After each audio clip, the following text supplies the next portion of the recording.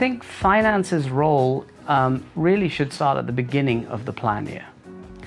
If your benefits advisor is doing their job, and assuming you're not a brand new group to them, you should have a sense for how the group is running as a whole and what the likely outcome is. You never have a crystal ball, because unfortunately the world of employee benefits is 1% of people can generate 50% of cost. So things can change throughout the plan year. But starting the year, finance should have a realistic sense of what your costs are relative to what your likely utilization is. Therefore, they can budget appropriately for the renewal. Because, sometimes renewals can be negative, and that's great. Everybody loves a positive cost surprise. But you want to make sure from a finance perspective, you're not likely to get a negative surprise that you haven't accounted for.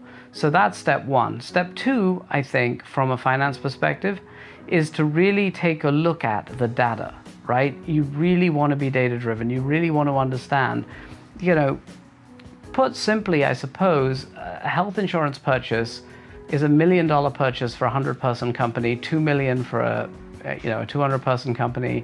By the time you get to 500 people, more often than not, you're self-funded, and you finance are taking on the role of becoming an insurer. So it's very important that finance is engaged and understands what this means. It is a large purchase. The predicates of procurement should be applied to it. And ultimately, they need to be trained in the eventuality to be able to run a self-funded program. So I think finance should be involved at the beginning of the year in budgeting.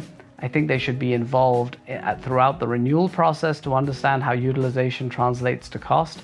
Procurement as a function most often sits within finance. And then they need to be involved in the final decision-making process. So, I would say finance should be involved throughout the year doing what finance does, which is analyzing the available data and keeping an eye on costs.